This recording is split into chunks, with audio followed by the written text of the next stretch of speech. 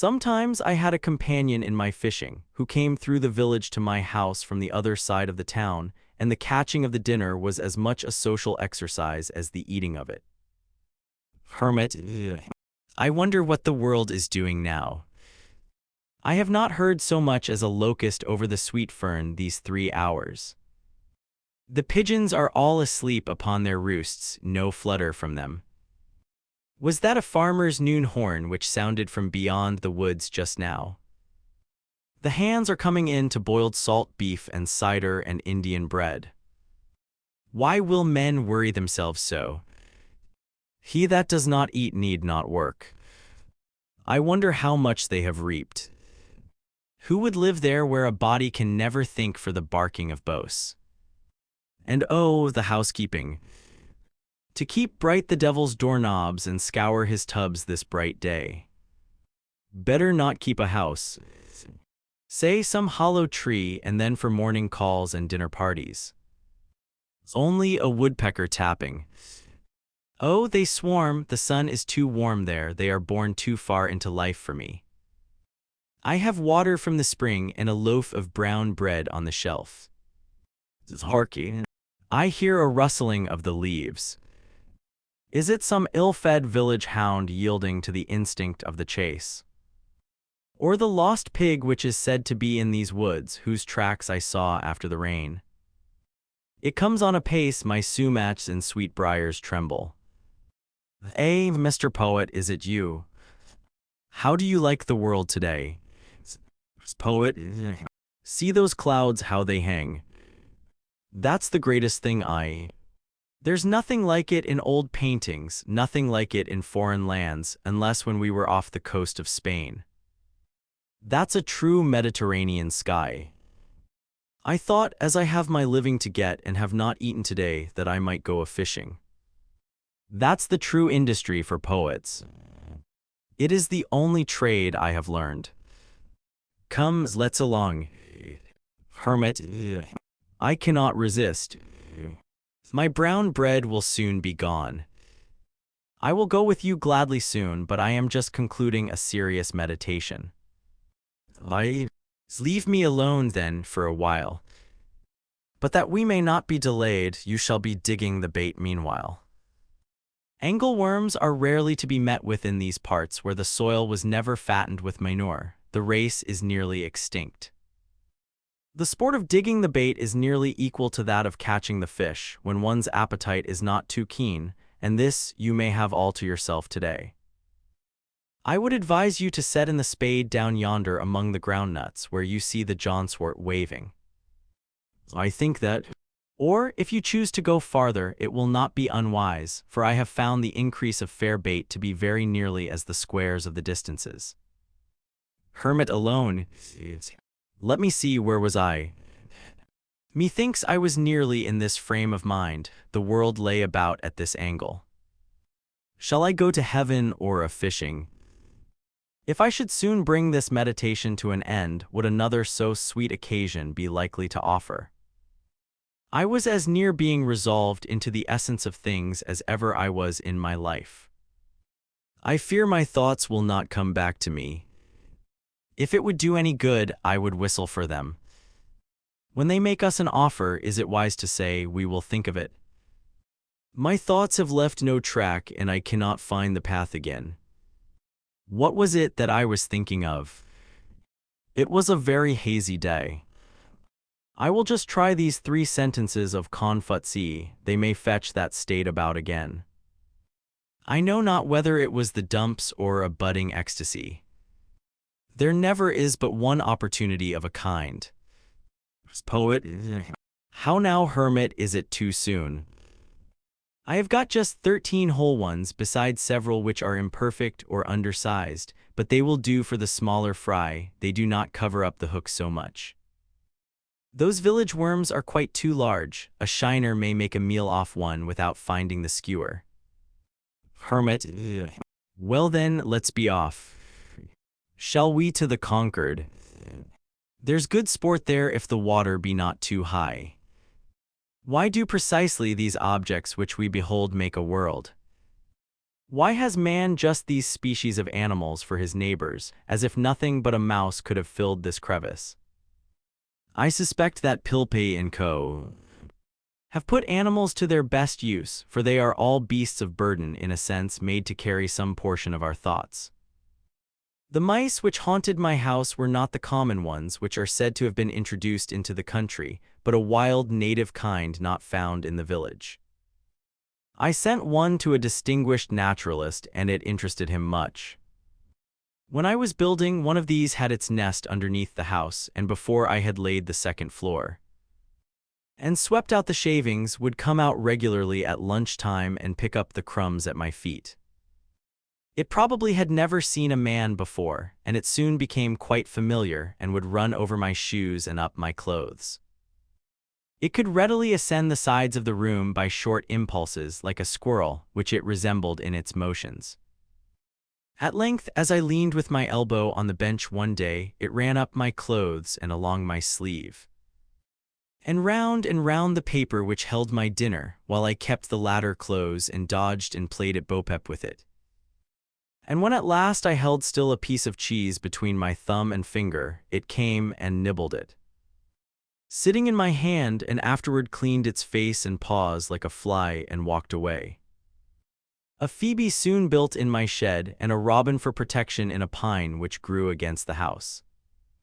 In June the partridge Tetrao umbellus, which is so shy a bird, led her brood past my windows, from the woods in the rear to the front of my house, clucking and calling to them like a hen, and in all her behavior proving herself the hen of the woods. The young suddenly disperse on your approach at a signal from the mother, as if a whirlwind had swept them away. And they so exactly resemble the dried leaves and twigs that many a traveler has placed his foot in the midst of a brood, and heard the whir of the old bird as she flew off, and her anxious calls and mewing, or seen her trail her wings to attract his attention, without suspecting their neighborhood. The parent will sometimes roll and spin round before you in such a dishabille that you cannot for a few moments detect what kind of creature it is. The young squat still and flat, often running their heads under a leaf, and mind only their mother's directions given from a distance, nor will your approach make them run again and betray themselves.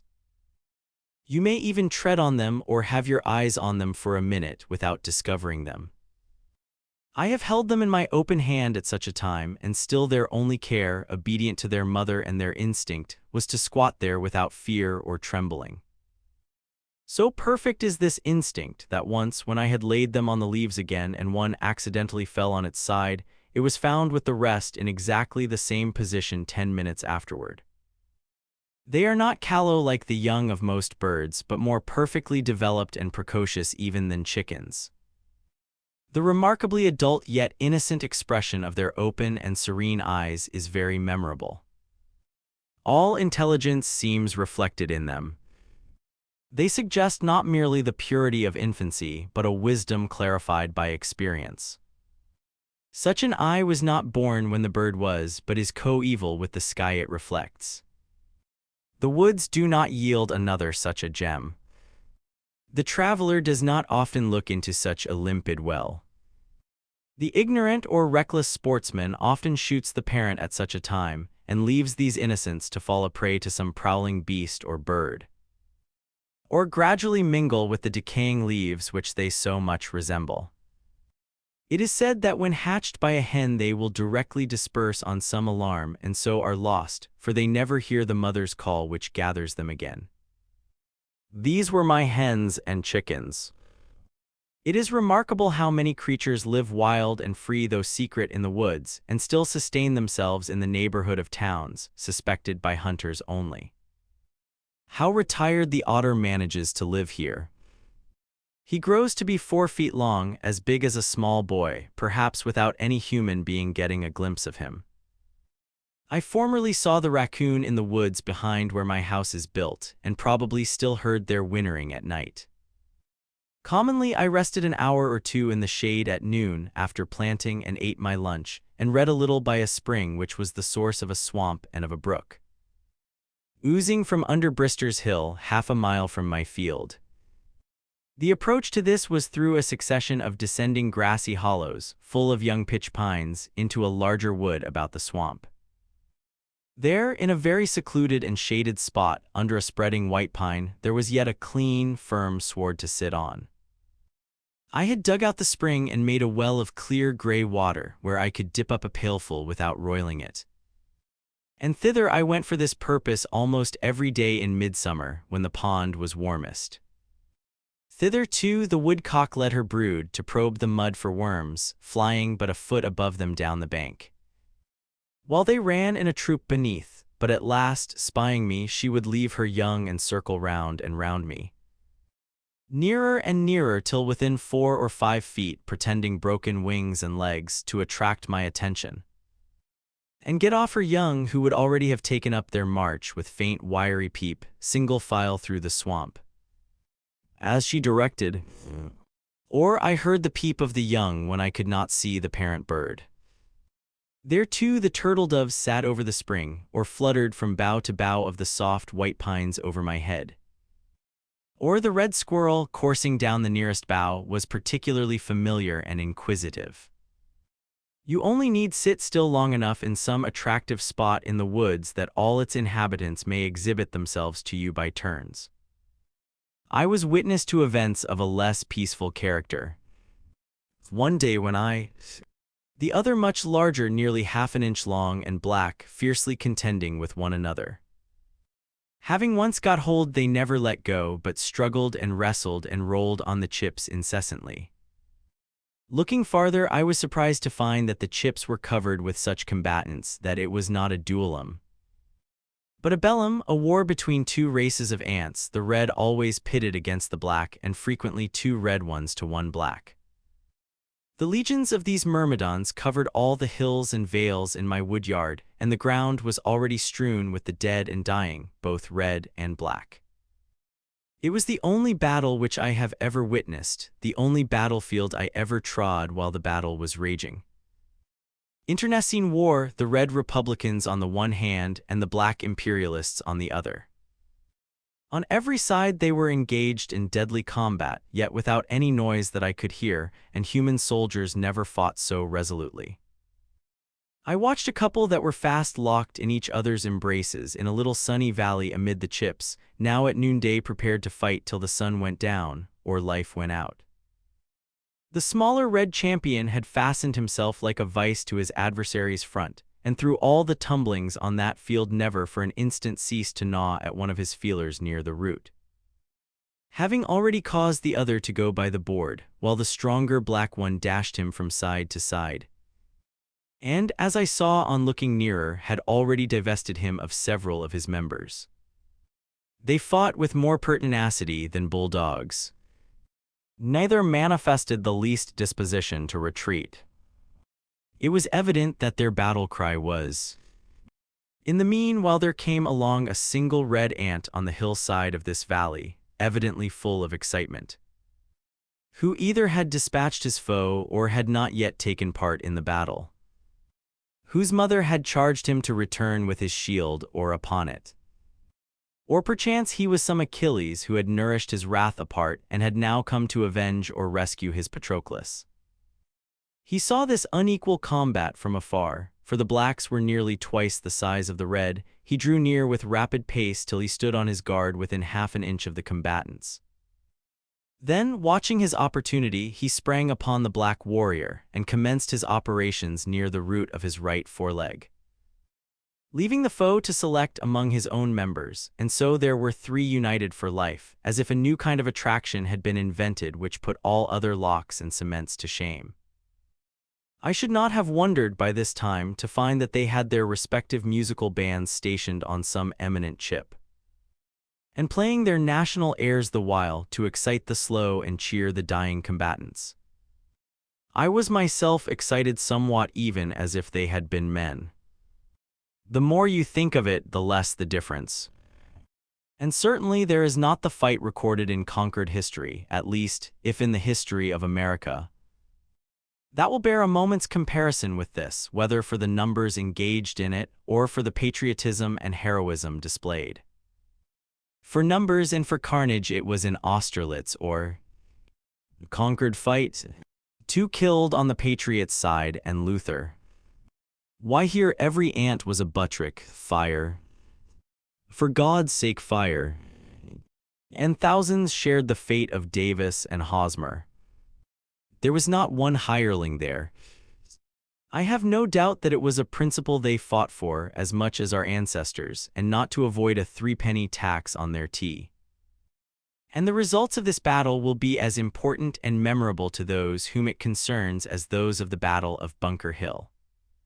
At least, I took up the chip on which the 3 I have particularly described were struggling, carried it into my house, and placed it under a tumbler on my windowsill in order to see the issue. Holding a microscope to the first-mentioned red ant, I saw that, though he was assiduously gnawing at the near foreleg of his enemy, having severed his remaining feeler, his own breast was all torn away, exposing what vitals he had there to the jaws of the black warrior, whose breastplate was apparently too thick for him to pierce, and the dark carbuncles of the sufferer's eyes shone with ferocity such as war only could excite. They struggled half an hour longer under the tumbler, and when I looked again, the black soldier had severed the heads of his foes from their bodies, and the still living heads were hanging on either side of him like ghastly trophies at his saddlebow, still apparently as firmly fastened as ever, and he was endeavoring with feeble struggles, being without feelers and with only the remnant of a leg, and I know not how many other wounds, to divest himself of them, which at length, after half an hour more, he accomplished. I raised the glass and he went off over the windowsill in that crippled state. Whether he finally survived that combat and spent the remainder of his days in some Hotel des Invalides, I do not know, but I thought that his industry would not be worth much thereafter. I never learned which party was victorious nor the cause of the war, but I felt for the rest of that day as if the ferocity and carnage of a human battle before my door. Kirby and Spence tell us that the battles of ants have long been celebrated and the date of them recorded, though they say that Huber is the only modern author who appears to have witnessed them. Aeneas Sylvius, say they, after giving a very circumstantial account of one contested with great obstinacy by a great and small species on the trunk of a pear tree, adds that this action was fought in the pontificate of Eugenius IV in the presence of Nicholas Pistoriensis, an eminent lawyer who related the whole history of the battle with the greatest fidelity. A similar engagement between great and small ants is recorded by Olaus Magnus, in which the small ones, being victorious, are said to have buried the bodies of their own soldiers but left those of their giant enemies a prey to the birds. This event happened previous to the expulsion of the tyrant Christian II from Sweden. The battle which I witnessed took place in the many a village boss, fit only to course a mud turtle in a victualling cellar, sported his heavy quarters in the woods, without the knowledge of his master, and ineffectually smelled at old fox burrows and woodchuck's holes, led perchance by some slight cur which nimbly threaded the wood and might still inspire a natural terror in its denizens. Now far behind his guide, barking like a canine bull toward some small squirrel which had treated itself for scrutiny. Then, cantering off, bending the bushes with his weight, imagining that he is on the track of some stray member of the gerbilla family. Once I was surprised to see a cat walking along the stony shore of the pond, for they rarely wander so far from home. The surprise was mutual. Nevertheless, the most domestic cat, which has lain on a rug all her days, appears quite at home in the woods, and by her sly and stealthy behavior proves herself more native there than the regular inhabitants. Once when berrying, I met with a cat with young kittens in the woods, quite wild, and they all, like their mother, had their backs up and were fiercely spitting at me. A few years before I lived in the woods, there was what was called a winged cat in one of the farmhouses in Lincoln nearest the pond, Mr. Gillian Baker's. And so used the more common pronoun, but her mistress told me that she came into the neighborhood a little more than a year before, in April, and was finally taken into their house, that she was of a dark brownish-gray color with a white spot on her throat, and white feet and had a large bushy tail like a fox, that in the winter the fur grew thick and flatted out along her sides, forming stripes 10 or 12 inches long by 2.5 wide, and under her chin like a muff, the upper side loose. The under matted like felt, and in the spring these appendages dropped off. They gave me a pair of her wings, there is no appearance of a membrane about them. Some thought it was part flying squirrel or some other wild animal, which is not impossible, for, according to naturalists, prolific hybrids have been produced by the union of the marten and domestic cat. This would have been the right kind of cat for me to keep if I had kept any, for why should not a poet's cat be winged as well as his horse? In the fall the loon, Columbus glacialis, came, as usual, to molt and bathe in the pond, making the woods ring with his wild laughter before I had risen. At rumor of his arrival all the Milldam sportsmen are on the alert, in gigs and on foot, 2x2 and 3x3, with patent rifles and conical balls and spyglasses. They come rustling through the woods like autumn leaves, at least 10 men to 1 loon. Some station themselves on this side of the pond, some on that, for the poor bird cannot be omnipresent. If he dive here, he must come up there. But now the kind October wind rises, rustling the leaves and rippling the surface of the water, so that no loon can be heard or seen, though his foes sweep the pond with spyglasses and make the woods resound with their discharges. The waves generously rise and dash angrily, taking sides with all waterfowl, and our sportsmen must beat a retreat to town and shop and unfinished jobs. But they were too often successful.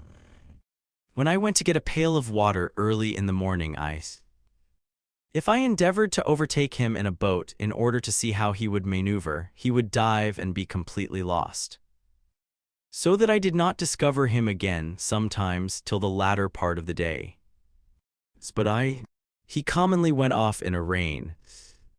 As I was paddling along the north shore one very calm October afternoon, for such days especially they settle on to the lakes, like the milkweed down, having looked in vain over the pond for a loon, suddenly one, sailing out from the shore toward the middle a few rods in front of me, set up his wild laugh and betrayed himself. I pursued with a paddle and he dived, but when he came up I was nearer than before. He dived again, but I miscalculated the direction he would take, and we were 50 rods apart when he came to the surface this time, for I had helped to widen the interval, and again he laughed long and loud, and with more reason than before. He maneuvered so cunningly that I could not get within half a dozen rods of him. Each time when he came to the surface, turning his head this way and that, he coolly surveyed the water and the land, and apparently chose his course so that he might come up where there was the widest expanse of water and at the greatest distance from the boat. It was surprising how quickly he made up his mind and put his resolve into execution. He led me at once to the widest part of the pond and could not be driven from it. While he was thinking one thing in his brain, I was endeavoring to divine his thought in mine. It was a pretty game played on the smooth surface of the pond, a man against a loon. Suddenly your adversary's checker disappears beneath the board, and the problem is to place yours nearest to where his will appear again. Sometimes he would come up unexpectedly on the opposite side of me, having apparently passed directly under the boat. So long-winded was he and so unweariable, that when he had swum farthest he would immediately plunge again. Nevertheless, and then no wit could divine where in the deep pond, beneath the smooth surface, he might be speeding his way like a fish. For he had time and ability to visit the bottom of the pond in its deepest part. It is said that loons have been caught in the New York lakes 80 feet beneath the surface, with hooks set for trout, though. How surprised must the fishes be to see this ungainly visitor from another sphere speeding his way amid their schools. Yet he appeared to know his course as surely under water as on the surface, and swam much faster there. Once or twice I saw a ripple where he approached the surface, just put his head out to reconnoiter, and instantly dived again. I found that it was as well for me to rest on my oars and wait his reappearing as to endeavor to calculate where he would rise. For again and again, when I was straining my eyes over the surface one way, I would suddenly be startled by his unearthly laugh behind me. But why, after displaying so much cunning, did he invariably betray himself the moment he came up by that loud laugh? Did not his white breast enough betray him? He was indeed a silly loon. I could commonly hear the splash of the water when he came up, and so also detected him. But after an hour he seemed as fresh as ever, dived as willingly and swam yet farther than at first. It was surprising to see how serenely he sailed off with unruffled breast when he came to the surface, doing all the work with his webbed feet beneath. His usual note was this demoniac laughter, yet somewhat like that of a waterfowl, but occasionally when he had balked me most successfully and come up a long way off, he uttered a long-drawn, unearthly howl, probably more like that of a wolf than any bird, as when a beast puts his muzzle to the ground and deliberately howls. This was his looning, perhaps the wildest sound that is ever heard here, making the woods ring far and wide. I concluded that he laughed in derision of my efforts, confident of his own resources. Though the sky was by this time overcast, the pond was so smooth that I could see where he broke the surface when I did not hear him. His white breast, the stillness of the air, and the smoothness of the water were all against him. At length, having come up 50 rods off, he uttered one of those prolonged howls, as if calling on the god of loons to aid him. And immediately there came a wind from the east and rippled the surface, and filled the whole air with misty rain. And I was impressed as if it were the prayer of the loon answered, and his god was angry with me, and so I left him disappearing far away on the tumultuous surface.